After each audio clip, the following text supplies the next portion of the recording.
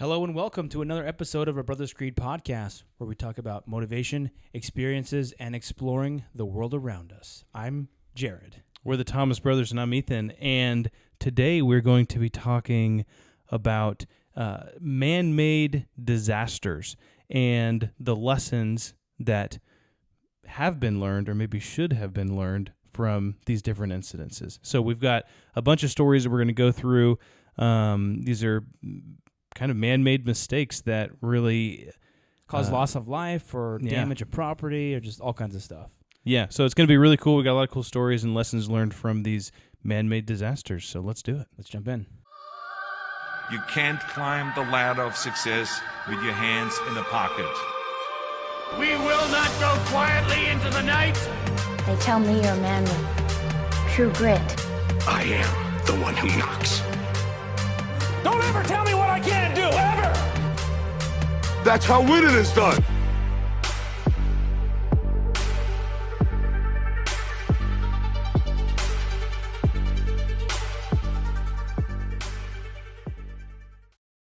All right.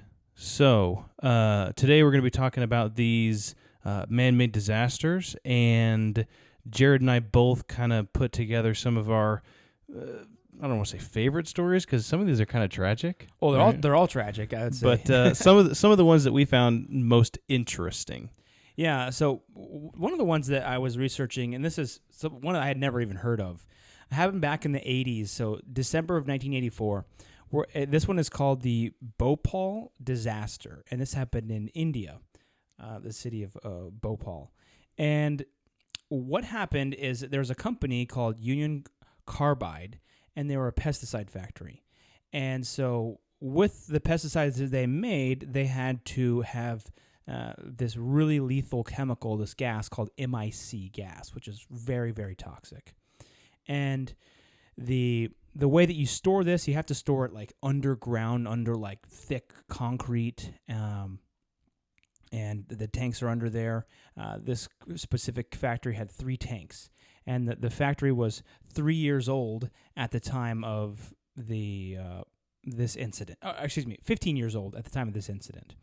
And so what happened one night in December, there was the techs were the engineers that were managing everything. They noticed that something was off. Someone started smelling a leak, and so they went around and then they started looking, and they said, they smelt a leak, so they just had all their employees go around smelling corners and see if they could smell find corners. something. They're like, there's regular small leaks around here, so it must just be that.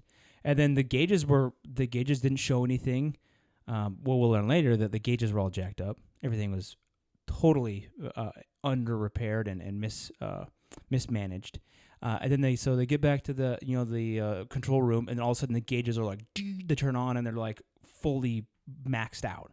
So the guy runs down and he's looking at smelling it around again, and he sees that the concrete is starting to crack under where those big holding tanks are for the MIC gas. And he's like, oh shoot.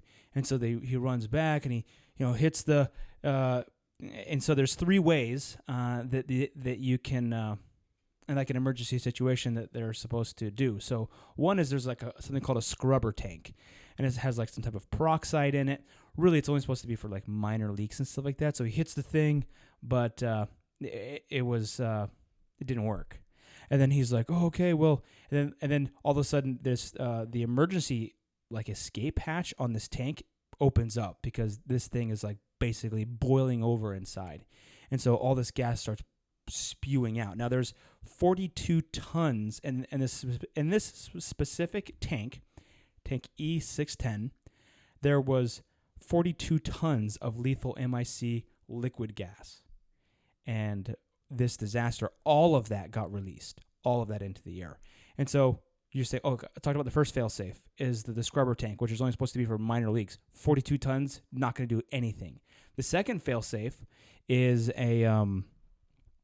is supposed to be the flame tower. So this is a flammable gas, and so sometimes you'll see, like at a factory, they'll have like a flame above the stuff, and that's to burn off any excess.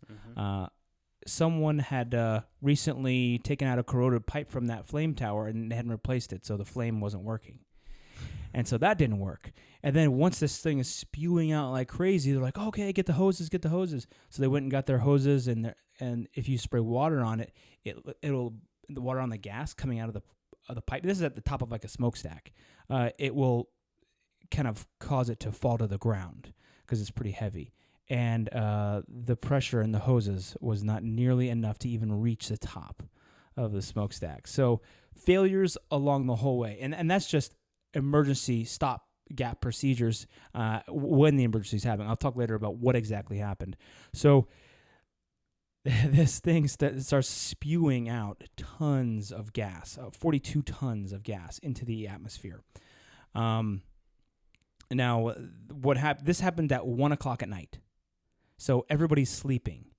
And that sounds familiar. All of a sudden, everyone is just choking like crazy because this gas settles in. It settles down. It's not like helium. It doesn't just go. It settled into the valley. And people are choking. People are vomiting. People can't breathe. So what it does is when this gas gets into your lungs, when it reacts with the water in your lungs, it basically fills it with it almost boils, and then it burns and it fills your lungs with blood. So the little tender part of your lungs that absorb oxygen, I think they're called the bronchioles. Yeah, they fill with blood, and basically you drown. And so there were some videos of the guys that were in the hospital, and they're just like, that's all they could breathe. They just were barely breathing. And the hospital's like, what do we do? Kind of like at Chernobyl, you'll talk about that, yeah. Where the hospital's like, what do we do? Let's treat them for burns, and when they had radiation, I don't want to spoil your shit. No, you good. Yeah, don't ruin it. But so the hospital's like, what is this? And they called the place, and they're like, yeah, this is this kind of gas. And so they're like, oh my gosh, well, how do we even treat that? What are we supposed to do? So there was 3,000 people were dead by 7 a.m. from this. Mostly kids, low to the people and elderly that were sleeping low to the ground. People that were smaller, because that gas was so toxic at that level. Tons of animals died. They have lots of cows over in India just walking around the streets and stuff, and so lots of animals died. Now they're like, okay, they shut down the factory, and they're like, okay, what in the heck happened here? So they sent in an interesting thing is the company, Union Carbide, the president, who's American, he comes over and he's like, oh yeah, let me check this out. What's going on over here? Let me see if I have his name here. It's somewhere in here, but he came over and he was looking around, and they arrested him. They said, you're under arrest, and he was like, okay, and then they didn't take him to jail. They took him to the guest house, the Carbide guest house, that was up on the hill, as a detention for overnight. Once he paid bail, he went straight back to the United States. And I'm getting out of here. Yeah, he was like, seriously. And then so over the next few days, they're trying to figure out what exactly happened with the thing. So there's so many things that went wrong with this, and one of the first ones is that the MIC needed to be stored in liquid form inside the tanks, and it was supposed to be only at 50% max capacity. That's the recommendation. The tank was at 75% capacity. Now, also, so that was one of the reasons why they're like, oh, this is immediately wrong. So they had an engineer come in, specialist, and take a look at what's going on. And they said, okay, well, how many tanks do we have? We have 3 tanks. Okay, well, this one's already emptied out the entirety of the amount. How many are in the other 2 tanks? It's like, well, about another 42 tons. And they're like, what? There's 2 more tanks down there? And we don't even know exactly why this happened. So it's kind of like this could happen again. And so we're sitting on this stuff, and they're like, why is there so much? And like, well, we just had a big backlog. The shipments keep coming in. We'll just put them in these tanks, and we had a big backlog. And I was like, oh my gosh. So really what they were trying to figure out is they're like, the only way that we can, this is 13 days after the accident occurred. So everybody in the city is like, all, totally like, this is the plan, And obviously at this point they knew that it was. So they said, well, the only way for us to get rid of this MIC is to turn the plant back on and use the MIC to convert it to just, turn the factory on, produce it, and produce the pesticides. And that's how they'll just use up the MIC doing that. And so everybody's like, you're going to turn the plant back on? And he's like, yeah. And so what they did, they wrapped the whole thing. They wrapped the whole place in like wet canvas, and they had helicopters flying over with water buckets, and they ran. And everybody in the city was like, I'm getting the heck out of Dodge. And so everybody left the city because they had just been basically poisoned by this thing. So I wanted to share one thing that, before I go into what happened with that. So on the night of the event, the company, they had two alarms, an internal alarm and an external alarm. And the internal alarm was triggered, and the external alarm was only triggered for just a few minutes. But due to company policy, the external alarm, which notifies the public of some kind of gas leak, was quickly turned off because per procedure, they're like, well, we don't want to be notifying the public of every small little leak. So the public wasn't hardly even made aware of this. And so that was just one failure. So they ended up, after the 13 days, they ended up getting rid of all the stuff, which was good. And they got rid of all that MIC, which was good. And then later, kind of the fallout of this, they said, well, what happened? And then apparently water had gotten into those tanks mixed with iron, and the minerals mixed, and it caused the stuff to boil. And then that's when it exploded. And they're like, well, what caused this? And the company's like, well, somebody sabotaged our company. That's what happened. So we were sabotaged, obviously, because they don't want to take responsibility, right? In fact, to this day, the company still says that it was sabotage. They still claim it was sabotage. But really, they had an independent investigator come in and look and kind of identify what the issue was, and basically the company had been pressuring so much to cut costs that they had laid off their maintenance supervisor, who knew about all these faulty things and stuff that was going wrong. They had faulty gauges all over the place. That's why they didn't pay any attention to the gauges, or the gauges didn't show, and then they were showing. There were leaks all over the place. Like I told you before, they had taken pipes out. They weren't ready for anything. The factory had cut $1.2 million in costs, maintenance costs alone in 1984, and the plant was still operating at a loss. So much money, man.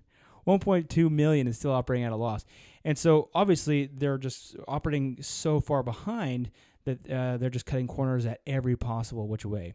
And it turns out that what had happened was some of the people in that some of the engineers at like 3:30 maybe like 3 hours earlier than the meltdown, they'd been cleaning out some pipes, and there was a clog or something like that, so they just blasted a ton of water down it. And that water made its way to those tanks because there was supposed to be like a seal, if you think about like a circular pipe, there's like a metal plate that goes in there and that stops. It's supposed to be a seal. That plate was missing or faulty, and it let water, and then the pipes were all rusted because they weren't stainless steel pipes. Yeah. And so it brought that water and that stainless steel and that iron rust into those tanks. And then, that's when they're like, oh, and then all their fail-safes failed, like I talked about earlier. And so it was just an absolute disaster. Just some of the fallout from this. There were over, like I said, I mentioned the death toll, but there were about 500,000 people who were affected by this.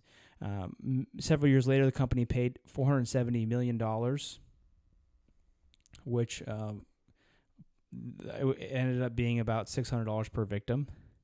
And there were about 8 former plant managers that were convicted of negligence that were fined $2,000 each, and they served 2 years in prison. And then the CEO was never jailed or anything. He, of course not, is in his 90s, retired, living in Long Island, and probably in a still maintains that it was sabotage. $4 million house. 558,125 injured. This is what the government estimates. So that 558,000 were injured. 38,478 were temporarily or partial injuries, and about 3,900 permanent or disabling injuries. On top of you said that 3,000 people died in the first 7 hours. Yeah.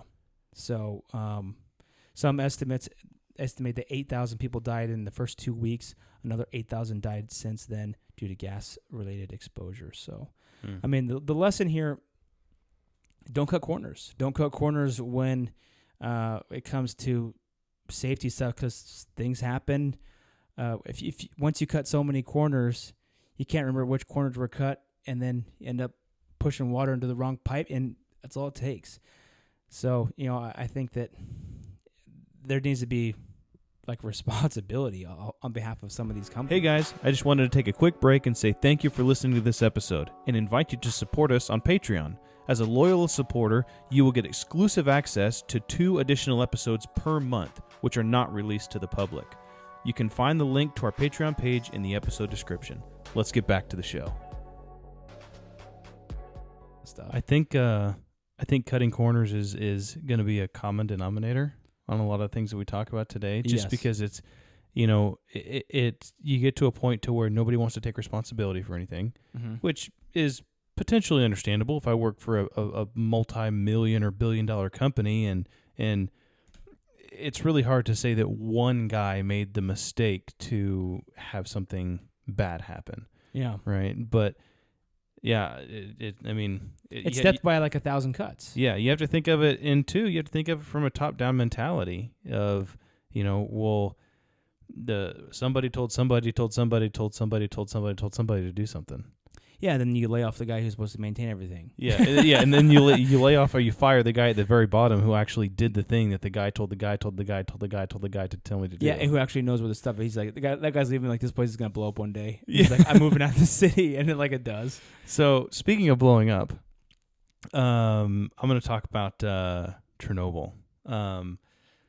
Chernobyl is, we could have probably 2 entire episodes dedicated to just Chernobyl, and there are so many intricate details, and it can get very technical. So I'm going to try not to get as technical. I'm just going to kind of give some of the general facts and the strategies of how they tried to remedy things that happened. Yeah. So on April 25th and 26th, so the night of the 25th, it was 4 o'clock in the morning or whatever it was, to April 26th, this is 1986, was the worst nuclear accident in history unfolded in history at that time in northern Ukraine, which was part of Russia and at that time. The Soviet Union. Yeah, the Soviet Union at that time. So it was a reactor at a nuclear power plant exploded, and several things happened. It exploded and caught fire, number one, and the fire was burning this radioactive material into the air, but also the explosion threw extremely radioactive debris all over the place. So that was kind of 2 things. So that they were fighting. So scientists estimated that the zone around this Chernobyl facility, obviously it's not inhabitable right now, and it won't be inhabitable for another 20,000 years. Jeez. So yeah. Can you imagine being the first house there? Here's your new house on Chernobyl. 20,000 years ago, there was a disaster here. Yeah. Oh, yeah. Seriously. So basically, a little bit about what happened. So the disaster took place in this Chernobyl facility, and it was there was a city that was really right close to it called Pripyat, and basically, the Soviet Union had invested heavily in their nuclear power program after World War II. Basically, it was kind of like kind of the space race, right? It was just kind of it was the nuclear race, and they had built several of these facilities all over Russia that they had these RBMK nuclear reactors was the type of reactor that that they had.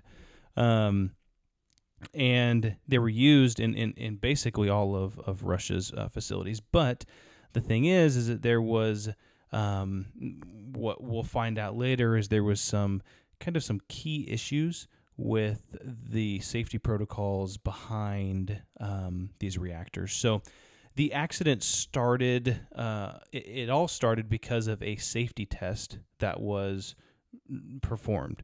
Right, the test was a simulation of a power outage. So basically, they, if the power went out, there was backup generators at the facility. But there was it took the generators 2 minutes to kick on.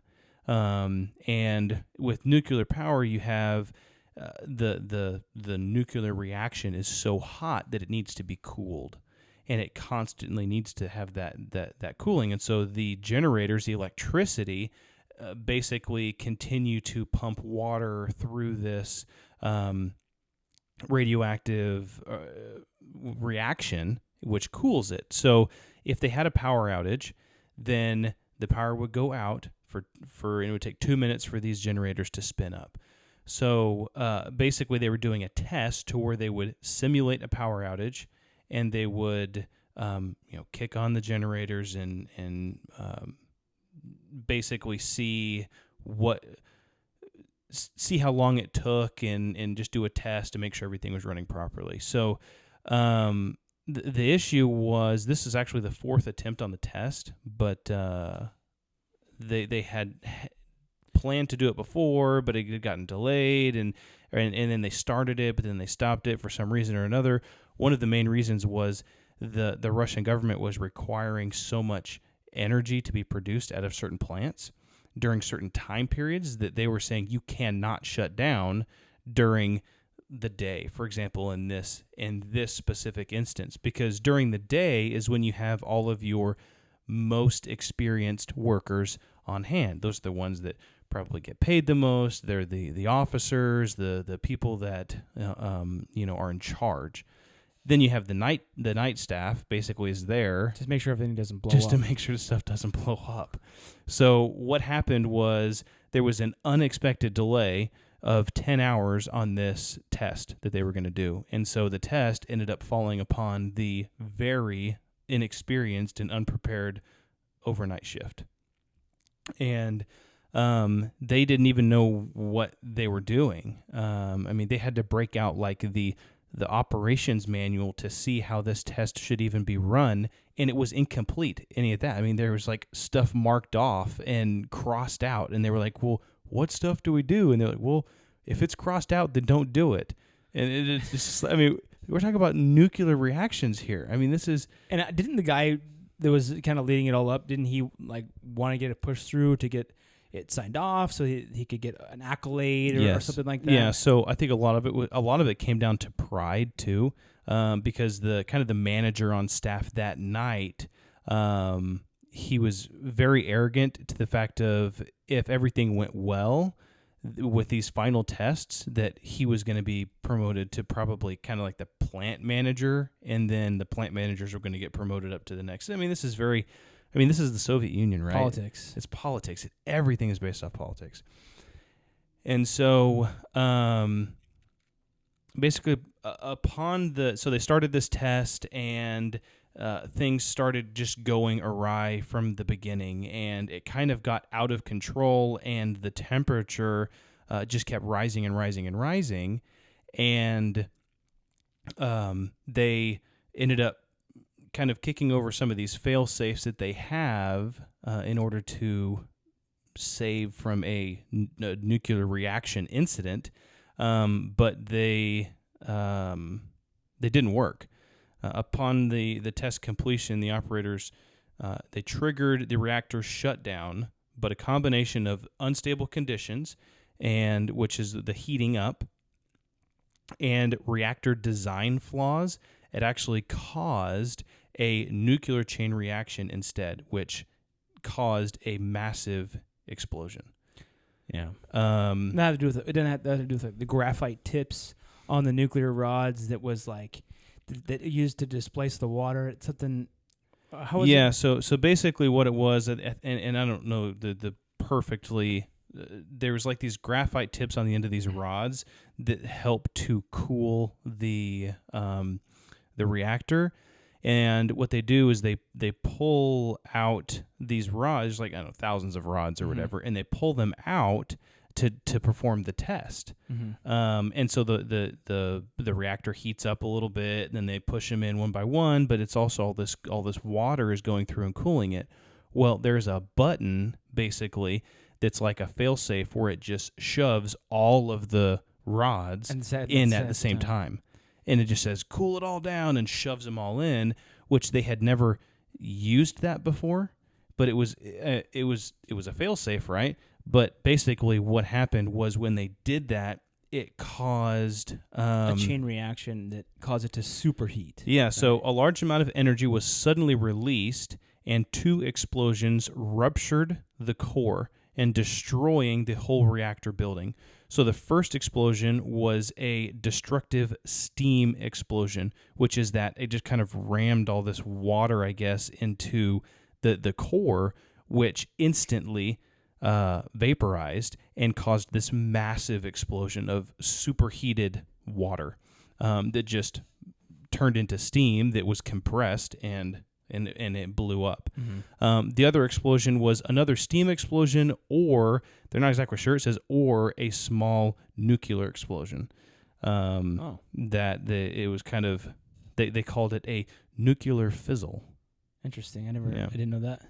So it was immediately followed by an open air reactor core fire that I had mentioned earlier, and this was basically releasing and introducing all of this airborne radioactive contaminant into the air. That's the scary part. Open air core fire. Those are words you don't want to hear together. Yeah. And so basically what the first thing that they did is they didn't I guess the managers of the plant at first, nobody knew what really happened. In the initial explosion, there was like 2 guys that died. But the plant's a really big plant, and there's 4 reactors, and this is just one of those 4 reactors that was having issues, and so they were just like, oh man, initially they just thought, oh, the hydrogen tanks blew up. Oh, the hydrogen tanks blew up, and there's a fire, and they were just like, well, we need to call the fire department and have them come put it out. So the fire department came, and these guys were completely unprepared for what they were coming into. And so they came in, and half the building was blown up, and they were just like, what the heck? But there's fire everywhere, and so they get their fire hoses, and they just think it's an explosion. And so they're running up, and there's accounts of guys like picking up chunks of the core. Basically, it's chunks graphite of core, chunks of graphite that are the core, and they're like, what the heck is this? Because it's not like concrete, or it's just like a big chunk of graphite. It looks different. And within minutes, their like skin is melting off, just from the amount of radiation and the radiation poisoning. And so those some of those initial firefighters, actually the one guy, there was quite a few of them, but one of the ones who was first on the scene, I can't remember his name. I wouldn't be able to pronounce it even if I did. But he was the first one on the scene, and it kind of followed him and described his death. And basically, I mean, it's gruesome enough to where he basically just boiled alive. Your skin basically melts off of your body. His insides, he got to the point after several days or a week after this much exposure to radiation, he was just coughing up bits of his organs. I mean, it was just, crazy. Terrible. And they didn't understand what it was. So, so they had this big incident, right? This open air fire burned for 9 days, it says. until they were able to get the fire underway. Now, if you think of that, it's throwing up tons of radioactivity into the air, and then the wind's blowing, and there is a city that's only a couple miles away that is still, completely uninhabited today, and not habitable. And so what they did is, after a certain period of time, they decided to evacuate. They wanted to keep this all under wraps. They didn't want anybody to know. They didn't want any other country to know. Because it's embarrassing. Yeah, and they didn't want to be responsible, and so after several days, they announced that they were going to evacuate people away from the area, and so there was an exclusion zone was created 36 hours after the event, and they moved people 6 miles away from Chernobyl. Well, one thing I thought was interesting was they were like, kids in Germany are being told to stay inside because of this. Because the other nuclear stations around Europe, they were like, hey, what is this radioactivity in the air? They're like, kids in Germany are being told to stay inside, but kids here in Pripyat are playing outside. And it's like, we need to get these people out of here. And I thought it was interesting too, because I read an account that said that nobody knew that this had happened until basically a radiation alarm went off in Sweden.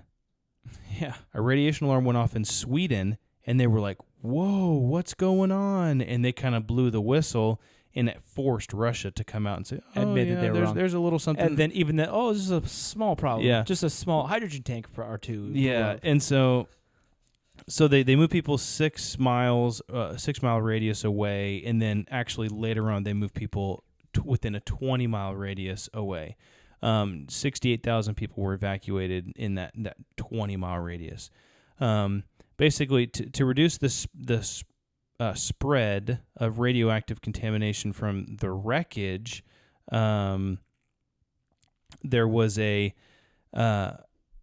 let's not. I'm not going to get to that part yet. So basically, what happened to fix it? So this thing blew up, right? And it took them the first thing they were trying to do is put the fire out, because that is what was throwing all this radioactive material into the air. So after 9 days, they finally put the fire out, and they were like, okay, now what do we do? We've got this massive field of radioactive material strewn everywhere, which is basically the core of this nuclear reactor. And so the second thing was debris removal. And this is where it kind of gets crazy. And I'll mention here that there's an HBO series that was called Chernobyl. And if you haven't seen it, watch it. Like, it's worth the $14 for HBO Max for 1 month to be able to watch it. It's like a six episode mini series. They're like an hour and a half each episode, and it goes through. It's like a dramatization of what all happened, and it's very good, really good. It does my storytelling. Yeah, it doesn't do me any justice. it's like quality of like same quality as like Band of Brothers. I mean, it's really well done.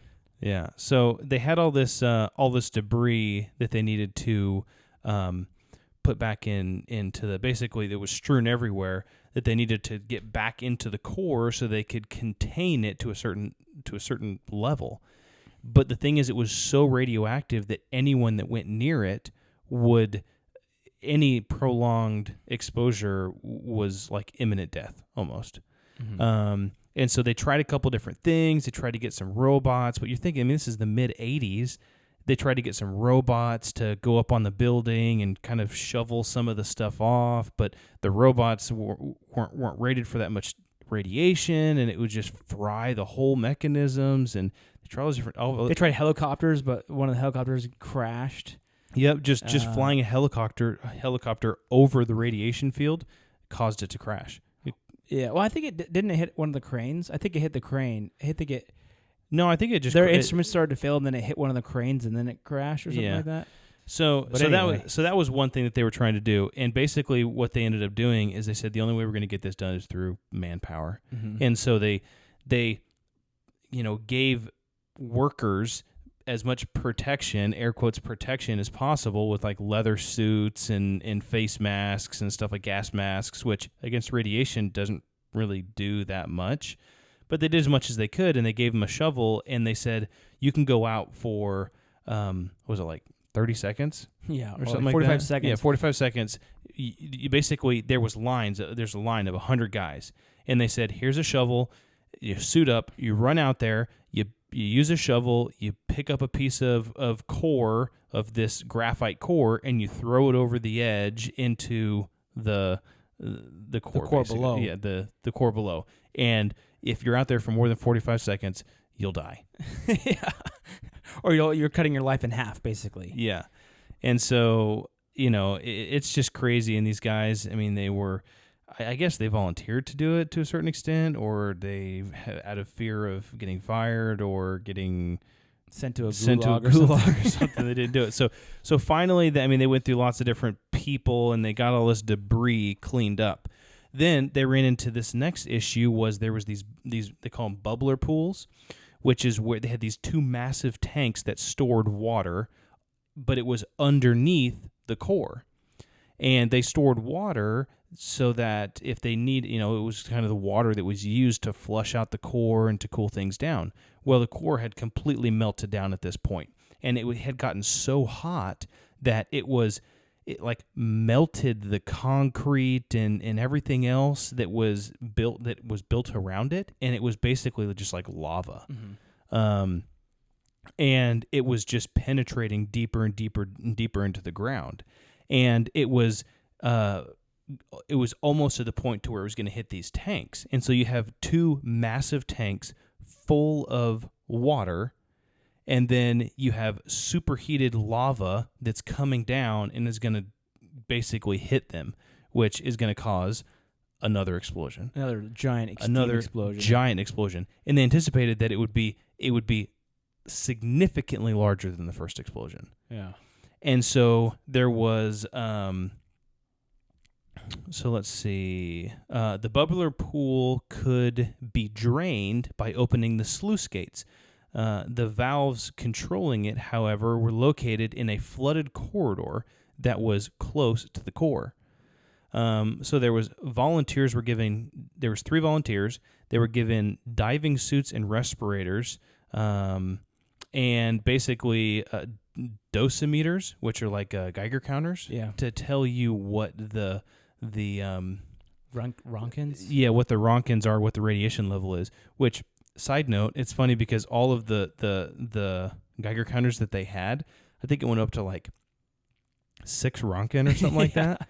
And they oh, it's fine, it's only 6. Yeah, and they said, oh, it's fine, it's only and that was almost all of the meters that they had around the whole facility maxed out at 6, and which is not good, but it's not like that's going to kill you immediately. Especially when it's like 150. Yeah, and there was one that was like a very sensitive one that went up like to like hundreds or whatever, but it was like locked in a safe somewhere that only one person had the key to. And so whenever all this started going on, that night, the initial night it happened, they were walking around with these Geiger counters, and they were like, oh, it's maxing out at 6. And then whenever they sent the report to the Kremlin, they said, oh, it's only 6 Rontgen. It's only 6 Rontgen. It's not that bad. Yeah. And it's only 6 because that's maxed out in your machine. That's the only thing. But then I think they actually measured it to a certain extent, and it was like hundreds. I mean, or thousands or whatever. Did they turn on that other machine and it went boop all the way maxed out too? And they're like, oh, dang it.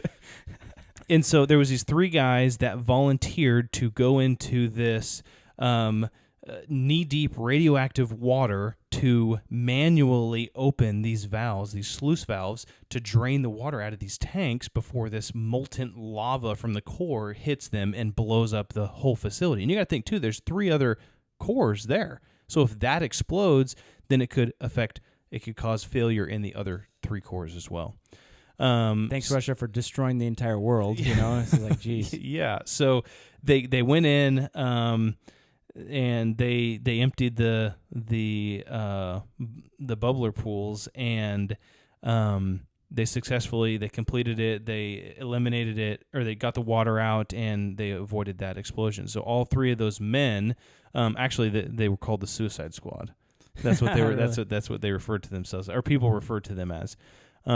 Which is funny, is because those men were awarded the Order for Courage by the Ukrainian president in 2018. Yeah. I So think they died. I think those guys actually lived until 2009. Yeah, they did. I mean, those guys, surprisingly, even with the amount of radiation that they had received, they lived like into the 2000s. So they wiped out any cancer they may have had ever. So that was the first issue. The second issue is very similar to that. The natural water table, basically where like an aquifer was not that far underneath where those bubbler pools were. And so they were just going to run into the same exact issue. So they tried a couple different things. They said, well, maybe what we could do is we could inject liquid nitrogen into the ground. And they said, maybe this would cool the ground enough to where we could slow down the flow of this lava basically into the earth.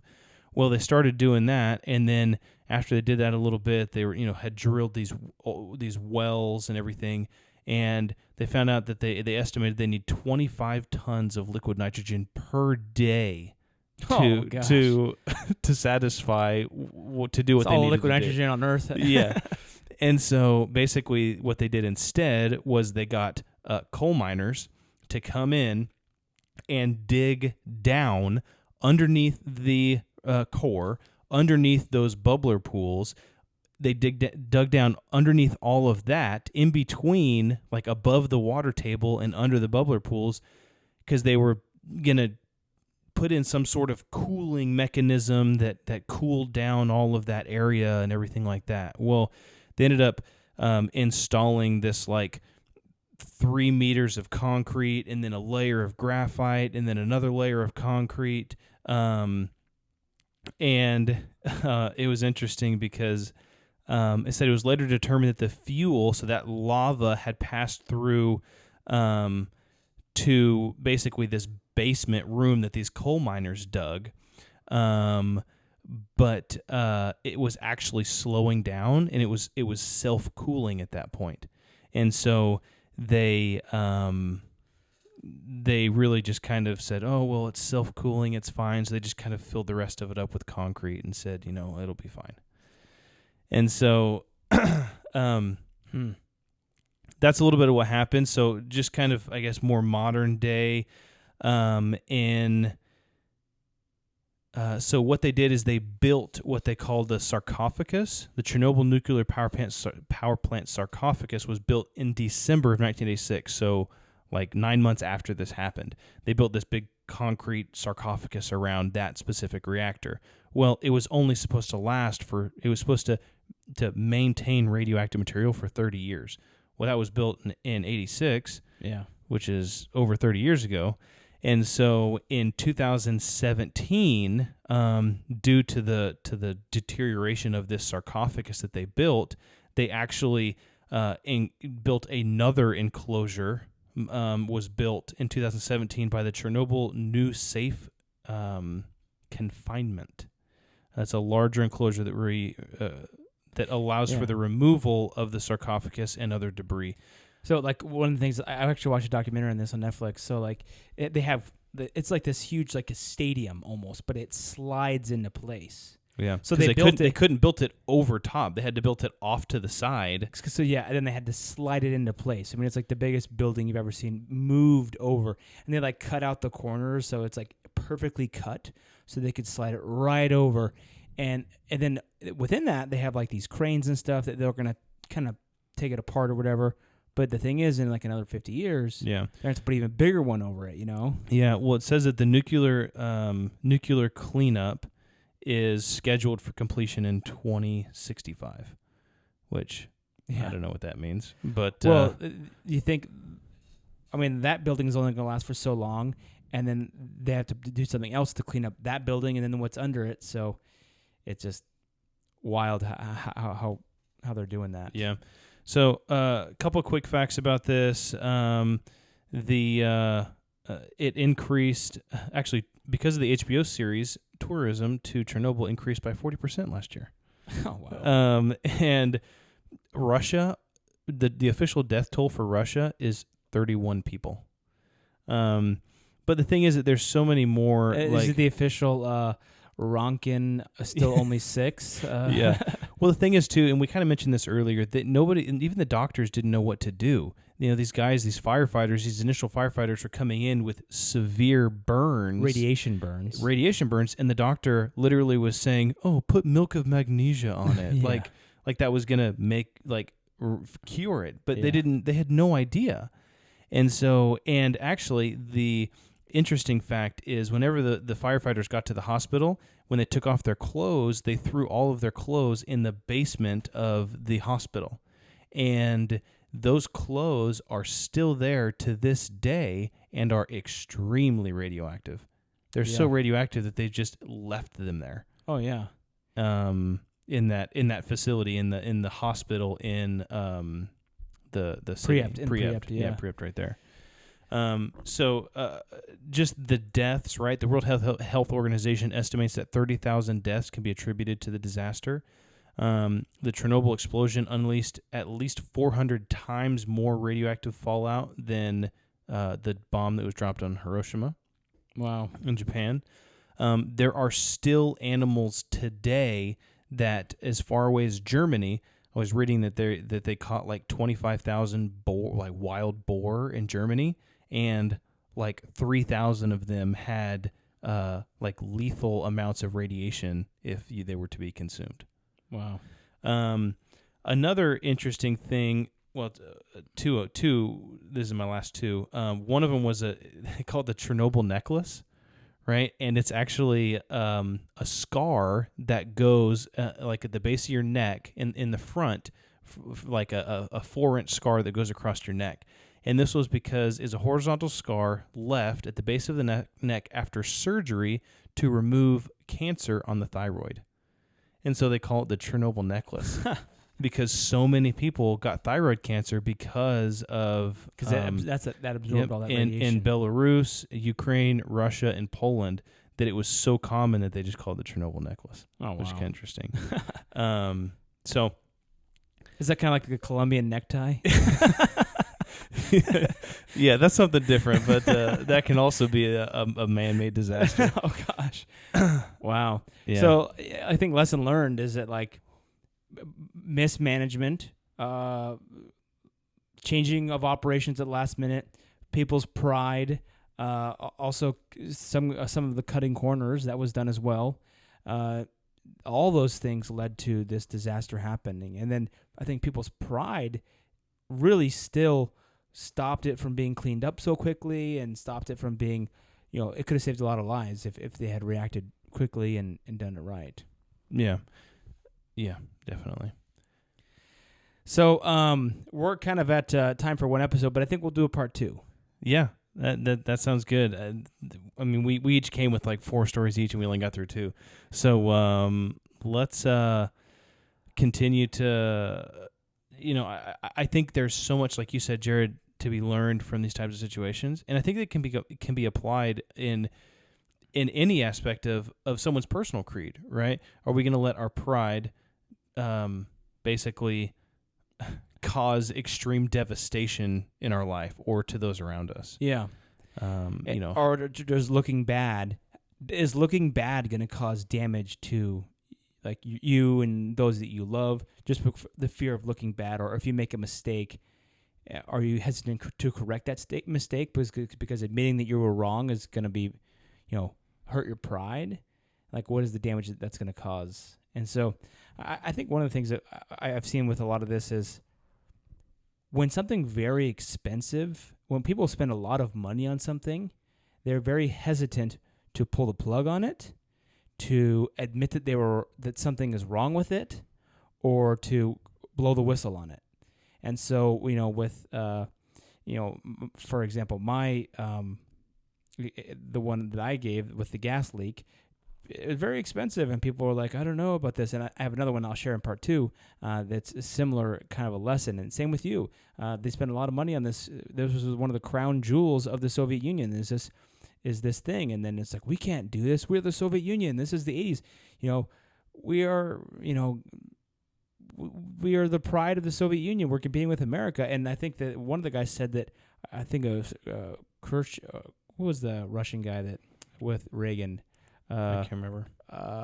Forget what his name was, but he said that the Chernobyl accident was part of the reason why the Soviet Union collapsed. And so, obviously, hugely impactful. So. Yeah. Well, and I think one thing, too, is a lot of times you get politics involved, and it's almost like a blame game because nobody wants to take responsibility for something that happened. So I think the whole implementation of the buck stops here, right, is maybe a good practice for anyone from ownership. Take ownership. Yeah, from a whole country level down to a personal level and family level, and whatever your responsibilities are. So, well. Thanks for joining, guys. We're going to have a part 2 on this one, and we'll come out with that episode as well so you can hear some of our other wild stories here. But thanks for joining us today. Check us out on Instagram. We're also on TikTok now. Ethan's running our TikTok. And so follow us on there. We got some good videos and stuff, similar stuff to what we're posting on Instagram. But a lot of little snippets and previews of episodes, and we're putting a lot of information from past episodes that even from the first few episodes that we had stuff kind of in the bank for that didn't always make it onto Instagram or onto YouTube. So check us out, and thanks for listening. Let's build that creed together. All right, let's do it.